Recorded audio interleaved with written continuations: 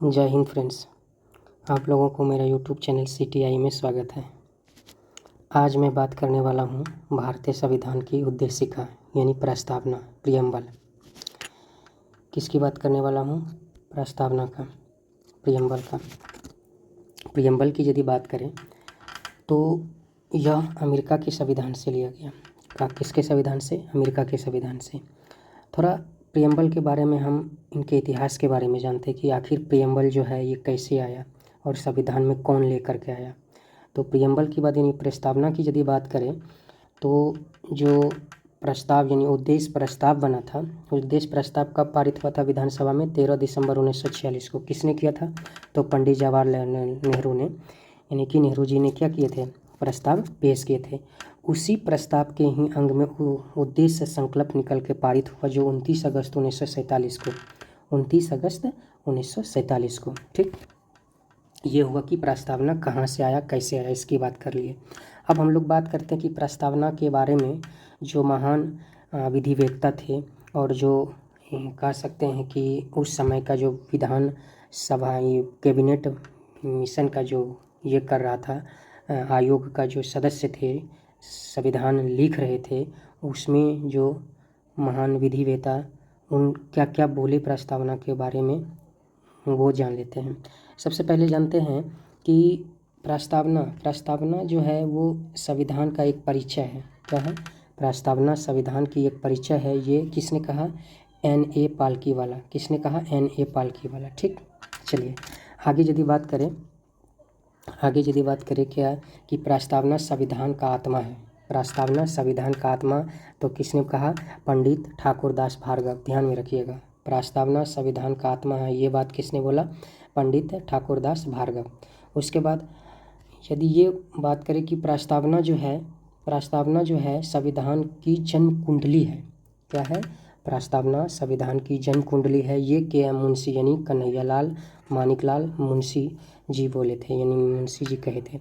अब कन्फ्यूज़न रहता है अक्सर विद्यार्थी को कि संविधान का आत्मा किसको कहता है। संविधान का आत्मा प्रस्तावना को कहा गया ये पंडित का ठाकुरदास भार्गव के द्वारा, लेकिन डॉक्टर भीमराव अंबेडकर के द्वारा जो है वो अनुच्छेद 32 को कहा गया कि संविधान का आत्मा बतलाया। ध्यान में रखिएगा इस चीज़ को। ठीक, चलिए आगे हम लोग देखते हैं कि प्रस्तावना जो संशोधित प्रस्तावना आए वो 42वां संविधान संशोधन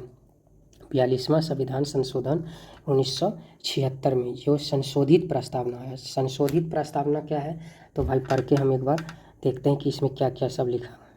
कहता है कि संशोधित प्रस्तावना की बात करते हैं। सबसे पहले कहते हैं कि हम भारत के लोग भारत को एक संपूर्ण प्रभुत्व संपन्न समाजवादी पंथनिरपेक्ष लोकतंत्रात्मक गणराज्य बनाने के लिए तथा इसके समस्त नागरिकों को सामाजिक, आर्थिक और राजनीतिक न्याय, विचार, अभिव्यक्ति, विश्वास, धर्म और उपासना की स्वतंत्रता, प्रतिष्ठा और अवसर की समता प्राप्त करने के लिए तथा उन सब में व्यक्ति की गरिमा और राष्ट्र की एकता और अखंडता सुनिश्चित करने वाली बंधुता बढ़ाने के लिए दृढ़ संकल्प होकर अपनी इस संविधान सभा को आज तारीख 26 नवंबर 1949 मिति मार्गशीर्ष शुक्ल सप्तमी संवत 2006 विक्रमी को एतद द्वारा इस संविधान सभा को अंगीकृत, अधिनियमित और आत्मार्पित करते हैं। ठीक, ये पूरा संविधान का प्रस्तावना हो गया। क्या हो गया? संविधान का प्रस्तावना। इसमें कुछ बात करते हैं कि जैसे कि हम लोग बात करेंगे कि हम भारत के लोग संविधान का मतलब हुआ, संविधान में हम भारत का लोग मतलब संपूर्ण भारत के लोग की बात कर रहा है। इसमें जो है ना, देखिए इसमें प्रभु संपन्न, सॉवर्निटी, सोशलिस्ट, उसके बाद सेक्युलर, डेमोक्रेटिक और उसके बाद क्या है? रिपब्लिक, यानी कि संप्रभु, समाजवादी, पंथनिरपेक्ष, लोकतंत्रात्मक, गणराज्य। ये कभी कभी क्वेश्चन में ऑर्डर पूछ देता है तो इसको याद रखिएगा 3SDR यानी SSSDR। ठीक, ध्यान में रखिए। Sovereign, socialist, secular, democratic, Republic, याद रहेगा, कोई टेंशन नहीं। चलिए आगे देखते हैं।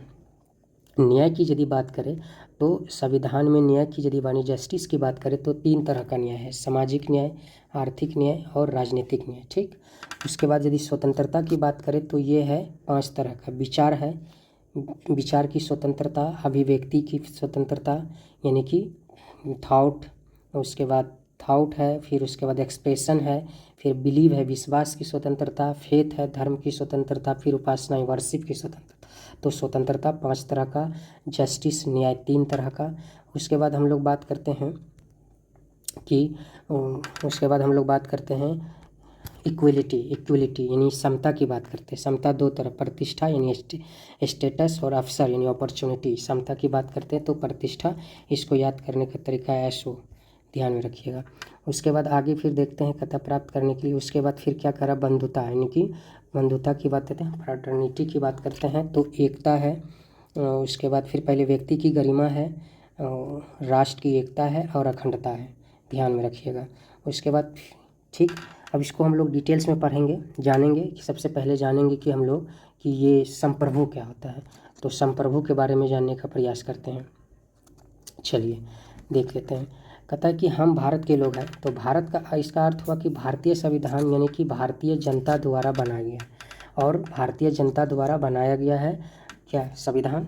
और उसके बाद जो है ये 2 तरह की करते, भारतीय जनता द्वारा बनाया गया और किनके लिए बनाया गया, भारतीय जनता के लिए बनाया गया, यानी भारतीय जनता द्वारा ये पूर्ण रूप से स्वीकार किया गया। अब हम लोग सोवरेन की बात करते हैं, यानी कि संप्रभु की बात करते हैं। तो स्वयं का प्रभु आप कैसे हो सकते हैं कि आप स्वयं का प्रभु तब हो सकते हैं जब किसी भी मामले में अपने निर्णय ले सकते हैं, चाहे देश की बाहरी मामला हो, देश की आंतरिक मामला हो, यानी कि देश की बाहरी मामला में हो या देश की आंतरिक मामला में हो, किसी भी मामला में हो, उसमें कोई भी दूसरा देश हस्तक्षेप नहीं करे और हम अपना निर्णय खुद ले सके, उसी को हम लोग संप्रभुता बोलते हैं। अब संप्रभुता की यदि बात करें तो हमारे देश में संप्रभुता 3 तरह से कह सकते हैं, कानूनी संप्रभुता, एक लोकप्रिय संप्रभुता, एक नाम मात्र की संप्रभुता। यानी कि कानूनी संप्रभुता की बात करें तो वो संविधान में निहित है, लोकप्रिय संप्रभुता की बात करें तो वो लोगों में निहित है, अर्थात प्रधानमंत्री जो बनाते हैं, और नाम मात्र की संप्रभुता यदि बात करें तो वो राष्ट्रपति में निहित है। ठीक, ध्यान में रहेगा। चलिए आगे हम लोग बढ़ते हैं। हो गया संप्रभु, हो गया। अब हम लोग बात करते हैं समाजवादी की बात करते हैं कि समाजवादी में क्या क्या है। काफ़ी अच्छे से हम बता रहे हैं, आप लोग ध्यान से देखिएगा तो इतना अच्छा प्रियम्बल जो है ना आपको यूट्यूब पर बहुत कम देखने को मिलेगा। ठीक, चलिए आगे हम बात करते हैं कि समाजवादी की बात करें तो पूरी दुनिया में 5 तरह का समाजवादी, यानी कि सबसे पहले उदारवादी को यानी हम कह सकते हैं कैपिटलिज्म कर सकते हैं या लिबरलिज्म कर सकते हैं, पूंजीपतियों का, जिसमें इसका जनक उदारवाद का जो है उसका जनक जो है जोहान लॉक, समझे। इसका मतलब ये हुआ कि सरकार की कोई हस्तक्षेप नहीं रहेगी, यानी कि इस समाज में जो है इसकी अर्थव्यवस्था में जो है सरकार की कोई हस्तक्षेप नहीं रहेगा। जैसे कि यूएसए हो गया, ब्रिटेन हो गया, नॉर्वे हो गया, तो यहाँ की जो समाज है वो कैसी है, उदारवादी है, यानी कि उदारवाद है, लिबरलिज्म है। ठीक, कोई दिक्कत नहीं। चलिए अब हम बात करते हैं मार्क्सिज्म का। मार्क्सिज्म यानी कि मार्क्सवाद की यदि बात करें तो मार्क्सवाद में जो इसका जनक है वो कार्ल मार्क्स है। किसका जनक कौन है, कार्ल मार्क्स है। कौन है, कार्ल मार्क्स है। ठीक, उसके बाद कहता है कि इसमें जो संसाधनों को जो होता है वो पूंजीपतियों से लेकर मजदूरों में बांट देना, यानी कि मार्क्सवाद की यदि बात करें तो इसमें जो क्या होगा, ऐसी समाज में संसाधनों को पूंजीपतियों से लेकर के किस में बांट देना, यानी कि मजदूरों में बांट, यानी पैसा छीन लेना, एक तरह से कह सकते हैं। ये कौन सा देश में चल रहा है, तो ये मार्क्सवाद जो है दक्षिण अमेरिका में। ठीक, ये मार्क्सवाद जो है दक्षिण अमेरिका नहीं, सॉरी यहाँ पर अफ्रीका होगा, दक्षिण अफ्रीका में। ठीक, साउथ अफ्रीका में। चलिए आगे बात करते हैं समाजवाद की बात करें तो समाजवाद की यदि बात करें तो इसका जनक कौन है, लेनिन। सरकार का हस्तक्षेप रहता है, कारण क्या है कि इसमें जो अर्थव्यवस्था में सरकार की हस्तक्षेप रहती है, कारण क्या है कि समानता लानी है। इसी का समाजवाद का ही एक तरह से उदाहरण कह सकते हैं कि भारत है, लेकिन भारत में लोकतांत्रिक समाजवाद है। कैसा है, लोकतांत्रिक। यहाँ दो तरह की विचारधारा देखने को मिलता है। भारत में जो है, भारत का जो समाजवाद कैसा है, दो तरह की, यानी लोकतांत्रिक समाजवाद है। इसमें दो तरह का विचारधारा, एक गांधीवाद मिलेगा, एक मार्क्सवाद मिलेगा। ठीक, और कोई दिक्कत नहीं है, तो आराम से आगे बढ़ते हैं। अगला है, नेक्स्ट है साम्यवाद है। साम्यवाद क्या है? साम्यवाद है, सही है। साम्यवाद की बात करते हैं, यानी इस पूरी दुनिया में सोशलिस्ट जो है वो कितना, कौन कौन हो गया? एक हो गया पूंजीपति वाला उदारवाद, मार्क्सवाद, समाजवाद और साम्यवाद, यानी कि 4 तरह का है। 4 तरह का, 5 तरह का नहीं, सॉरी, 4 तरह का है। तो साम्यवाद की बात करते हैं। साम्यवाद जो है, इसका जो जनक की यदि बात करें तो माओ त्से तुंग, जो चीन में चलता है। लोगों को समूह द्वारा, यानी लोगों के समूह द्वारा अर्थव्यवस्था पर नियंत्रित, यानी साम्यवाद की यदि बात करें तो लोगों के समूह द्वारा अर्थव्यवस्था पर क्या है? नियंत्रण है। ये कहाँ पर है? चीन में है साम्यवाद। ठीक, चलिए आगे हम लोग देखते हैं। 2 हो गया, एक हो गया संप्रभु, हम लोग पढ़ लिए, संप्रभु पढ़ लिए, यानी कि उसके बाद फिर समाजवाद पढ़ लिए। उसके बाद हम लोग पढ़ते हैं सेक्युलरिज्म। सेक्युलरिज्म यानी एक तरह की, हिंदी में यदि आप लोग पढ़िएगा तो पंथ निरपेक्ष और धर्म निरपेक्ष, अर्थ तो एक ही देता है लेकिन अलग अलग होगा। इससे अच्छा है कि आप इसको ना इंग्लिश में इस शब्द को याद रखिएगा, सेक्युलरिज्म। ठीक, इसमें हम लोग 2 तरह की यदि बात करें, पंथ निरपेक्ष और धर्म निरपेक्ष, यानी कि पंथ निरपेक्ष यानी पंथ से निरपेक्ष या अलगाव, और धर्म निरपेक्ष यानी धर्म से अलगाव या अलग हो जाना। लेकिन यदि भारत की बात करें कि हमारा देश में कि सेक्युलरिज्म को किस तरह से डिफाइन किया गया, तो भारत में जो भारतीय धर्म निरपेक्षता में राष्ट्र का कोई धर्म नहीं है, अपना राज्य का कोई धर्म नहीं, लेकिन राज्य जो है ना सभी धर्म को समान सम्मान करती है, सभी धर्म को बराबर बराबर सम्मान करती है। ठीक, अब हम लोग यदि धर्म का एक लाइन की बात करें कि धर्म यानी धर्म क्या है, तो धर्म का मतलब हुआ कि वैसा देश या वैसा चीज़ जहाँ पर सारे के सारे नियम कायदा कानून वो धर्म के हिसाब से चलेगा। धर्म का मतलब नियमों का समुच्चय, लोगों द्वारा जो जीवन को जीने में जो धारण किया जाता है या धारण कर लिया जाना, उसी को हम लोग धर्म कह सकते हैं। कि एक तरह से कोई भी चीज़, यानी कि वह उस देश में जो चलेगा वो धर्म, उसके धर्म के हिसाब से वो देश की कानून व्यवस्था चलेगी। लेकिन भारत में वैसा नहीं है। भारत में कानून व्यवस्था चलने के लिए हमारी संविधान है। कौन क्या है? हमारा संविधान है, और संविधान के अनुसार हमारा देश की कानून व्यवस्था चलता है। लेकिन यदि वहीं देख लीजिए, कुछ देश की यदि बात करें, कुछ ऐसा देश है जिसका अन्य देश में धर्म से कोई मतलब नहीं होता है।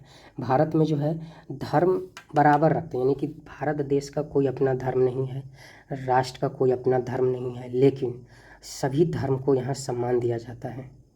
ठीक, अब यदि हम बात करें कि पाकिस्तान की बात करें तो पाकिस्तान में स्पेशल एक धर्म है। ठीक, उसके बाद पश्चिमी देश की यदि बात करें तो राज्य का कोई धर्म नहीं है। पश्चिमी देशों में किसी धर्म का कोई हस्तक्षेप, यानी कि किसी धर्म में कोई हस्तक्षेप भी नहीं करता है पश्चिमी देश। चलिए, हो गया। अब सेक्युलरिज्म भी जान गए। अब हम लोग बात करते हैं लोकतांत्रिक यानी डेमोक्रेटिक की बात करेंगे।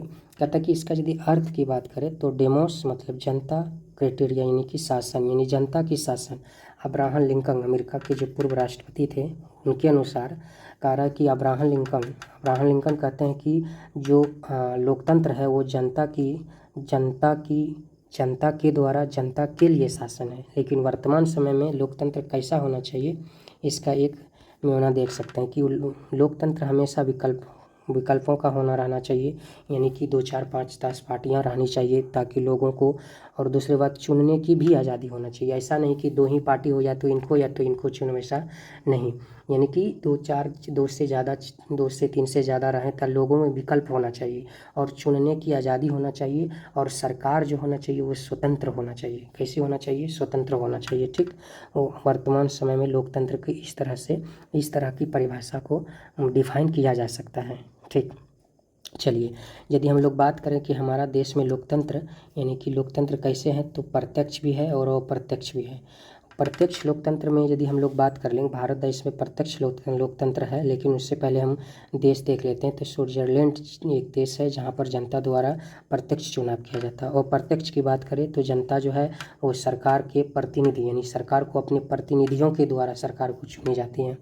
उसके बाद इसमें अमेरिका हो गया राष्ट्रपति, और भारत में दोनों तरह की होती है, प्रत्यक्ष भी होता है और अप्रत्यक्ष लोकतंत्र। प्रत्यक्ष का उदाहरण आप मुखिया का चुनाव देख लीजिए, या प्रधान का चुनाव देख लीजिए। लेकिन अप्रत्यक्ष में हम लोग देख लीजिए, जो अभी वर्तमान में इलेक्शन चल रहा है लोकसभा का, अप्रत्यक्ष हम लोग तो सांसद बनाएंगे और सांसद के द्वारा ही चुना जाएगा प्रधानमंत्री। तो हम लोग अभी अप्रत्यक्ष रूप से प्रधानमंत्री का चुनाव देख सकते हैं और राष्ट्रपति का भी। ठीक, यदि आप लोगों को यह वीडियो अच्छा लग रहा है तो ज़रूर हमारा चैनल सब्सक्राइब कर लीजिए और अपने दोस्तों मित्रों तक, जो विद्यार्थी किसी भी कंपटीशन का तैयारी कर रहा है, उन तक हमारा वीडियो पहुंचाइएगा। तो उससे क्या होता है कि थोड़ा सा मैं मोटिवेट हो जाता हूँ, और इस तरह से छोटे छोटे नोट्स बना करके बहुत ज़्यादा मेहनत लगता है, तो और मेहनत करने में अच्छा लगता है। ठीक, चलिए आगे हम देखते हैं। आगे बात करेंगे रिपब्लिक यानी गणराज्य, यानी कि जिस राष्ट्र में राष्ट्र का प्रमुख जो है निर्वाचित हो, जिस राष्ट्र में राष्ट्र का प्रमुख निर्वाचित हो उसे गणराज्य कहते हैं। गणराज्य की बात करें तो सरकार का अध्यक्ष यानी कि प्रधानमंत्री जैसे हो गया, निर्वाचित होता है, लोकतंत्र इसी को। और दूसरी की बात करें कि राष्ट्र का प्रमुख जो है, वो राष्ट्र का प्रमुख क्या है, राष्ट्र का प्रमुख एक राष्ट्र का सरकार होता है यानी अध्यक्ष होता है, सरकार का अध्यक्ष होता है, दूसरा राष्ट्र का प्रमुख होता है गणराज्य में। ठीक, ध्यान रखिएगा, जैसे कि सरकार का अध्यक्ष और दूसरा राष्ट्र का प्रमुख। तो भारत में राष्ट्र का प्रमुख राष्ट्रपति को यानी कि गणराज्य दर्शाता है, उसके बाद यहाँ निर्वाचित भी होते हैं। लेकिन ब्रिटेन की यदि बात करें तो ब्रिटेन एक ऐसा देश है जहाँ लोकतंत्र तो है, परंतु वहाँ पर गणराज्य नहीं बोल सकते।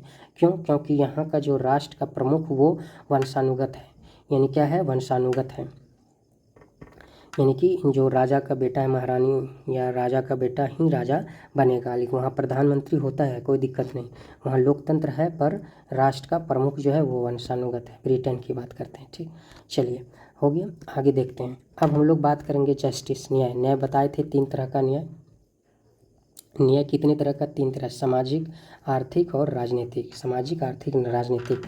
न्याय का जो हमारा संविधान में लिया है वो सोवियत संघ की क्रांति यानी रूसी क्रांति 1917 से लिया गया है, ध्यान में रखिएगा। अब न्याय की यदि बात करें कि सबसे पहले हम लोग बात करते हैं सामाजिक न्याय। सामाजिक न्याय का मतलब हुआ कि समाज में भेदभाव नहीं होना चाहिए। किसके आधार पर? कोई समुदाय के आधार पर या धर्म के आधार पर, लिंग, जाति, रंग के आधार पर कोई भेदभाव नहीं होना चाहिए, उसी को बोलते हैं सामाजिक न्याय, नहीं होना चाहिए। और यदि DPSP में यानी कि नीति निर्देशक तत्व में देखें तो अनुच्छेद 38, 41, 46 और 47 आपको दिखेगा सामाजिक न्याय। और मौलिक अधिकार में देखिएगा तो वो आपको आर्टिकल 15, 16, 17 में आपको दिखेगा, क्या दिखेगा, सामाजिक न्याय दिखेगा। ठीक, चलिए अब हम लोग आर्थिक न्याय की तरफ देखते हैं कि आर्थिक न्याय क्या है। आर्थिक न्याय की बात करें तो कहता है समाज में जो संसाधन है वो संसाधन सबको बराबर मिले। ऐसा नहीं कि कोई वैसा संसाधन एक पार्टिकुलर इंसान को ज़्यादा मिल रहा है और किसी को कम मिल रहा है, तो वैसा नहीं, यानी कि कुछ भी है समाज में तो उनको क्या, वो बराबर सभी लोगों में बटे आर्थिक दृष्टि से। तो उसी को क्या कहते हैं, समाज के जो संसाधन है वो सबका समान अधिकार है, समझ में। और इसका अनुच्छेद यदि बात करें तो वो आपको DPSP में अनुच्छेद 39 का बी और सब क्लाउज बी और 39 का सब क्लाउज सी में आपको देखने को मिल जाएगा। ठीक, चलिए अब हम लोग बात करते हैं राजनीतिक न्याय। राजनीतिक न्याय का मतलब ये हुआ कि राजनीतिक रूप से जो है सभी व्यक्तियों की भागीदारी हो चुनाव लड़ने की और चुनाव देने यानी कि मत देने की। चुनाव कोई भी देश में लड़ सकता है और चुनाव जो है वो चुनाव 18 साल के बाद यानी 18 जिनका उम्र हो गया है वो मत देने का अधिकार हो गया है तो वो मत दे सकता है, उसको रोकने की कोई, तो उसी को क्या बोलते हैं, राजनीतिक न्याय। ठीक, चलिए हो गया। अब आगे बात करते हैं इसकी। यदि अनुच्छेद की बात करें तो अनुच्छेद 324 और अनुच्छेद 320, 324 है, महिला आरक्षण है, तो आप ये आराम से इसी को राजनीतिक अधिकार के अंतर्गत रखा जा सकता है। अब हम लोग देखते हैं स्वतंत्रता की। स्वतंत्रता क्या है? स्वतंत्रता जो हम बोले कि हमारा प्रस्तावना में 5 तरह की स्वतंत्रता की बात किया गया, विचार, अभिव्यक्ति, विश्वास, धर्म और उपासना। ठीक, यानी कि विचार का स्वतंत्रता, अभिव्यक्ति का स्वतंत्रता, विश्वास का स्वतंत्रता, धर्म का स्वतंत्रता, उपासना की स्वतंत्रता। ठीक, समझ में। और ये जो है ये स्वतंत्रता जो है फ्रांसीसी क्रांति 1789 से लिया गया है। चलिए अब हम लोग समानता, स्वतंत्रता हो गया। अब हम लोग समानता की बात करें, ये भी फ्रांसीसी क्रांति 1789 से ही लिया गया है। समानता 2 तरह की, एक प्रतिष्ठा है यानी कि स्टेटस एक, और उसके बाद अवसर यानी कि अपॉर्चुनिटी है। प्रतिष्ठा की यदि बात करें तो अनुच्छेद जो है वो 14, 15, 17 और 18, और यदि अपॉर्चुनिटी की बात करें तो अनुच्छेद 16। ठीक, अब हम लोग बंधुत्व देख लेते हैं। बंधुत्व की बात करें तो ये बंधुत्व में आपको 3 तरह के दिया जाएगा, एक अखंडता, एक एकता और एक व्यक्ति की गरिमा। यानी व्यक्ति की गरिमा, राष्ट्रीय एकता और अखंडता। व्यक्ति की गरिमा, राष्ट्रीय एकता और अखंडता। अखंडता का मतलब ये हुआ भौगोलिक रूप से, चाहे हम लोग बिहार में हैं और बिहार का आदमी जम्मू कश्मीर के आदमी में यदि कोई डिस्टरबेंस होता है तो हम लोग कैसे एक दूसरे के प्रति सहानुभूति देखते हैं, क्यों? क्योंकि भौगोलिक दृष्टि से एक दूसरे से जुड़े हुए हैं अखंडता के कारण। ठीक, यही चीज़ है। और उसके बाद एकता। एकता जो है वो मनोवैज्ञानिक भाव को दर्शाता है, मनोवैज्ञानिक संबंध को दर्शाता है। जैसे कि इसका आप मौलिक कर्तव्य देख लीजिए, राष्ट्रगान, राष्ट्रगीत का क्या है, सम्मान करना, और भी जितने भी सरकारी संपत्ति है उनका सम्मान करना, उनका क्षति नहीं करना। ठीक, ये सब जो एक मनोवैज्ञानिक संबंध को दर्शाता है, एकता। और उसके बाद व्यक्ति की गरिमा। व्यक्ति का गरिमा अनुच्छेद 21। अनुच्छेद 21 जब हम लोग पढ़ेंगे आगे तो पता चलेगा कि अनुच्छेद 21 में क्या है।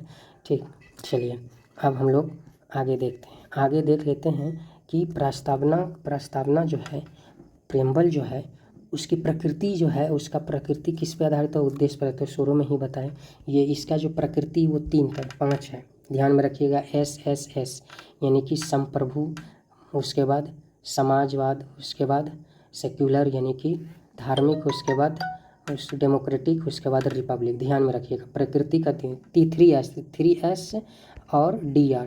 प्रकृति कैसा है? 3SDR। उद्देश्य की बात करें, ऑब्जेक्टिव्स की बात करें तो इसका जस्टिस हो गया, उसके बाद क्या था, स्वतंत्रता हो गया, समानता हो गया और बंधुत्व हो गया। और समझ में आ गया? ध्यान में दीजिएगा कि प्रस्तावना की जो प्रकृति है वो संप्रभु हो गया, समाजवाद हो गया, धर्मनिरपेक्ष हो गया, उसके बाद फिर क्या बोले, लोकतांत्रिक हो तो गणराज हो गया। और उद्देश्य की यदि बात करें तो न्याय हो गया, कई न्याय 3 तरह के पढ़ लिए। उसके बाद फिर स्वतंत्रता हो गया, समानता हो गया और उसके बाद बंधुत्व हो गया। और यदि संविधान की बात करें कि स्वीकार का समय क्या है तो 26 नवंबर 1949 को क्या किया गया था? अंगीकृत किया था, अधिनियमित, आत्मार्पित यानी in act give to our self. और संविधान में जो प्रियम्बल में जो भाषा लिया गया है वो भाषा कहाँ से लिया गया है? ऑस्ट्रेलिया के संविधान में से। ध्यान में रखिएगा, ऑस्ट्रेलिया के संविधान। प्रियम्बल में यदि पूछ लेंगे प्रियम्बल में जो भाषा है वो कहाँ से लिया गया है तो ऑस्ट्रेलिया के संविधान से। चलिए आगे देख लेते हैं। आगे अब हम लोग बात करेंगे कि संशोधन की बात करेंगे कि क्या प्रस्तावना में संशोधन किया जा सकता है, अमेंडमेंट किया जा सकता है कि नहीं किया जा सकता है। और अमेंडमेंट की यदि बात करें, संशोधन की बात करें तो अनुच्छेद 368 में लिखा है। संविधान में संशोधन की यदि बात करें तो जब तीन तरह के संशोधन देखेंगे, 3-4 तरह का संशोधन देखेंगे। पहला संशोधन जो है ना, एक बार केस हुआ था बेरूवारीवाद जो 1960 में है, उसमें सुप्रीम कोर्ट ने डायरेक्ट कह दिया था कि सर्वोच्च न्यायालय की सुप्रीम कोर्ट ने डायरेक्ट क्या कर दिया कि प्रस्तावना जो है संविधान का भाग ही नहीं है। और जब संविधान का जो भाग नहीं है तो वो वास्तविक है कि वो 368 का क्या होगा, अंतर्गत नहीं आएगा। और जब 368 के अंतर्गत नहीं आएगा तो वो संशोधन नहीं हो सकता है। बेरूवारीवाद। फिर बेरूवारीवाद के बाद जो है ना गोलकनाथ बनाम पंजाब राज्य 1967 हुआ। इसमें जो है ना ये नहीं बताया लेकिन कि संविधान जो प्रस्तावना जो है संविधान का भाग है, लेकिन ये बात जरूर सुप्रीम कोर्ट का दिया कि प्रस्तावना को जो है ना संविधान की व्याख्या के लिए महत्वपूर्ण बताया। क्या बताया? कि प्रस्तावना को संविधान की व्याख्या के लिए महत्वपूर्ण बताया। अब जो मेन केस आता है, मेन वाद जो आता है केशवानंदन भारती बनाम केरल राज्य 1973 का। इसमें इसका संपत्ति के लेकर के केस हुआ। इसका जो फैसला होना था सो हुआ अलग, लेकिन इसमें जो मेन प्रियम्बल में जो बात हुई वो बात निकल के क्या आई कि सुप्रीम कोर्ट ने कहा कि संविधान का भाग मान लिया। संविधान का भाग किनको मान लिया? प्रस्तावना को मान लिया। और ये मानकर और एक और चीज़ मान लिया क्या कि आधारभूत ढांचे का सिद्धांत दिया जिसमें कोई भी बदलाव नहीं किया जा सकता है। यानी कि प्रस्तावना में कोई भी बदलाव नहीं किया जा सकता। उस समय जो है प्रधानमंत्री श्रीमती इंदिरा गांधी थे। अब इंदिरा गांधी थे तो अब उसको टेंशन होने लगा। जब टेंशन होने लगा कि क्या करे ना करे तो वो क्या किया, 42वां संविधान संशोधन जो है ना वो 42वां संविधान संशोधन 1976 कर दिया, और उसमें जो है ना बहुत सारी चीज़ जोड़ा गया संविधान में, जिसमें प्रियम्बल में भी 3 शब्द जोड़े गए। वही संविधान संशोधन जो हुआ उसमें प्रियम्बल में भी 3 शब्द जोड़े गए, समाजवादी, पंथनिरपेक्ष और अखंडता। ध्यान में रखिएगा कि 3 शब्द कब जोड़े गए थे, 42वां संविधान संशोधन 1976 में, समाजवादी, पंथनिरपेक्ष और अखंडता। अब जो है एक चौथा केस हुआ जिसमें बताया भारतीय जीवन बीमा यानी LIC बनाम भारत संघ जो हुआ, उसमें क्या कहा गया कि प्रस्तावना जो है ना संविधान का आंतरिक भाग भी है, ठीक, 1995 में।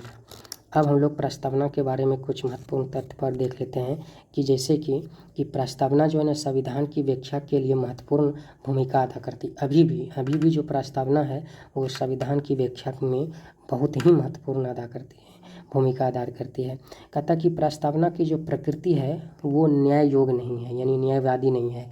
क्यों नहीं है? क्योंकि हम इनको लेकर के, प्रस्तावना को लेकर के कभी कोई भी न्यायालय नहीं जा सकते हैं। क्या कर सकते हैं? न्यायालय नहीं जा सकते हैं, ठीक।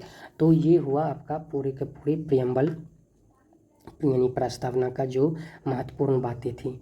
अब आप लोगों को यदि ये वीडियो अच्छा लग रहा है तो ज़रूर लाइक कीजिए और अपने दोस्तों तक ज़रूर फैलाइए, दोस्तों तक ज़रूर भेजिए, ताकि और भी जो कंपटीशन का तैयारी कर रहा है, किसी भी एग्ज़ाम का आप तैयारी कर रहे हैं, जैसे सामने आने वाला है BSSC आने वाला है, ठीक, और उसके बाद SSC +2 है, और भी BPSC है, 70वीं BPSC है, और भी सारे, मतलब कि इस चैप्टर से अब कोई भी क्वेश्चन आएगा तो मेरा इतना गारंटी ज़रूर है कि आपको 95% आराम से कर सकते हैं। हो सकता है कि 2-4% नहीं कर पाए, वो कोई ऐसा क्वेश्चन जो स्टेटमेंट वाला हो जाए, लेकिन हमको लग रहा है कि आराम से आप लोग कर पाइएगा, ठीक है।